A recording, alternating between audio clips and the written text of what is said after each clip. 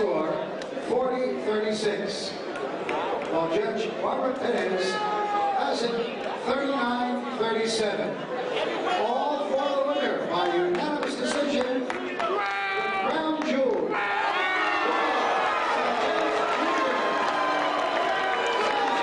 You know it's AB, always balling, always boarding, a lot of bills. You know what's going on, man. You know, shout out to Crown Jewels Boxing, man. You know, my people. You know, they get it in over there, straight up. Lamar Peterson giving a shout out to CrownJewelBoxing.com. What's good, YouTube? Crown Jewel from Crown Jewel Boxing, back with a gem.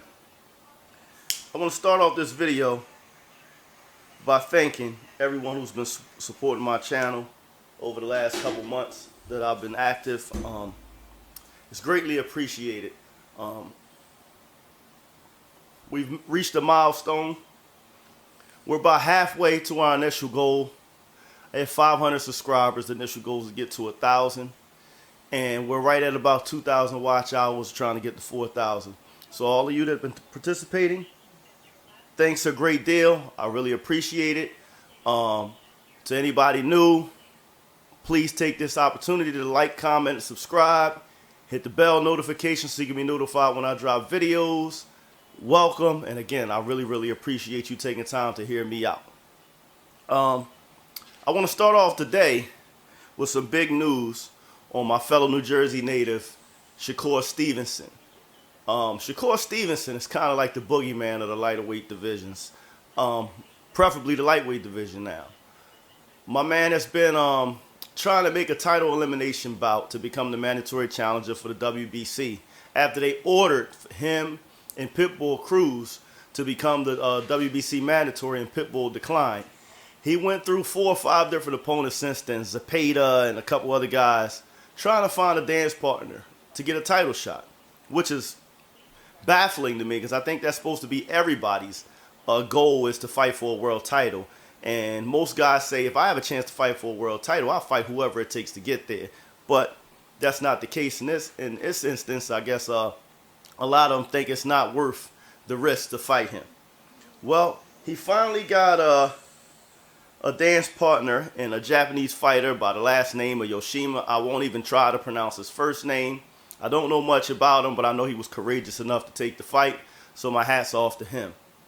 With that being said, Shakur did a recent interview where he was asked about a statement that Bill Haney, the father of world lightweight champion Devin Haney, made, that there will be no other lightweight champion in 2023 as Devin's staying, and he wants to smoke with the likes of Shakur Stevenson and Gervonta Tank Davis.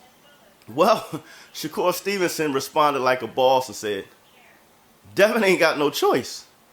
He's got to fight me or Tank next. He's backed into a corner.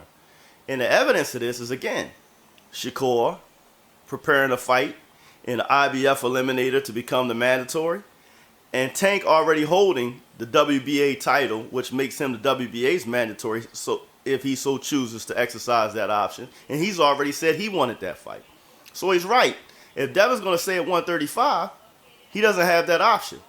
Well, somebody needs to tell Bill Haney that Devin doesn't really share his sentiments. Because right after these words were exchanged via internet between Bill Haney and Shakur Stevenson, Devin Haney comes out and makes a post about possibly going to 140 to fight Teofimo Lopez. I smell a duck. A smart duck, albeit, but a duck. I've been pretty open about my stance that I feel like Devin should go ahead and move up to 140. Because the way he looked at the weigh-in for the last Kambosos fight, he just looked unhealthy. And as a young guy such as himself, a young adult whose body is still maturing and growing, I don't feel he should be killing himself to make weight. I think he has the frame to move up to 140. Does he have the punching power and strength? That remains to be seen. Or the chin. But he's definitely not doing himself no favors by staying at 135, in my opinion, with the way he looks when he gets down in weight. With that being said, if I'm him, though, I go ahead and move to 140. Because if he doesn't move to 140, as I said in a prior video, and he decides that he is going to fight Tank and Shakur before leaving, he's going to leave with 2 losses. I believe they're better fighters than him anyway, but I think the deck is really stacked against him at 135. So there you have it. But Bill and Devin need to get on the same page, because Bill says he's staying to fight, and Devin all of a sudden is interested in moving to 140 to fight Teofimo. Again, if you look at traditionally his statements, he's always spewed a lot of venom towards Tank Davis and seemed eager to fight him. He never spews that same venom when Shakur Stevenson's name comes up. It's always, we'll fight in the future. Eventually we'll fight. It's always some half-hearted kind of, we'll get to that. We'll cross that bridge when we get to it. It's never, let's do it now, the type of venom he spews when Tank's name comes up.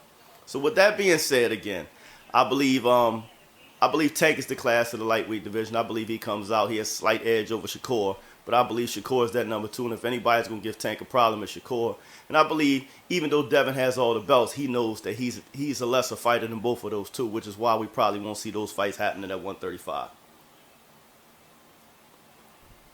With that being said, I also seen a video where Blue from Blue Bloods was talking about the fact that Terence Crawford may have been knocked out on his feet by Brian Norman in sparring. I maintain I have no picks.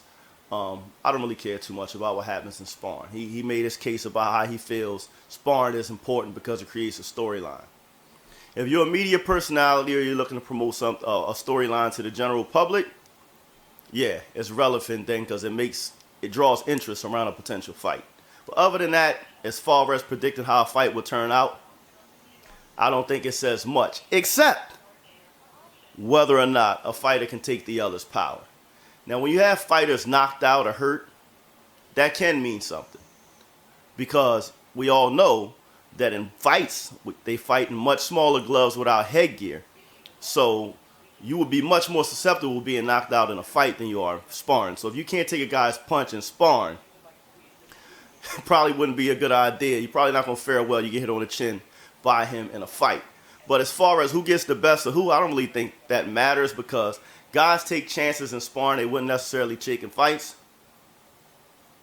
And there's a lot of variables in fights that you don't experience in sparring. The pressure of the moment is not evident or not there in sparring. The thousands of screaming people, just the mere attention and spectacle that happens when you have a large fight is not present in sparring.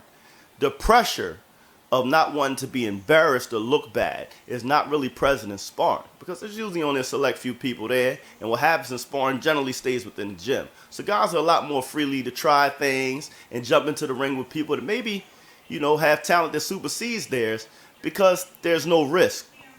Now the risk, the pressure, the moment, and the fact that you're fighting without headgear and gloves substantially changes what happens between sparring and fights. As I've said to you before, I've been in a lot of camps with a lot of big name fighters.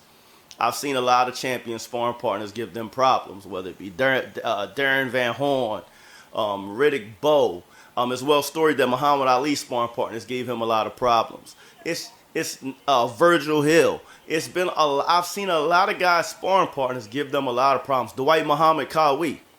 But the difference is, and most people who know boxing know this, there are gym warriors that'll give anybody hell in the gym.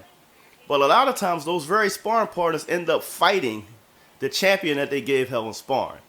And very rarely do they have the same success in a fight, because it's just two different animals. It just is. So again, I don't put a lot of weight in the sparring, but I will say the one exception. If a guy can hit and hurt you in sparring, he can hit and hurt you in a fight, most certainly, without the headgear and with the smaller gloves. With that being said, that's all I have to say for this episode. Until next time, keep your hands up, your chin down, your ass off the floor. Peace.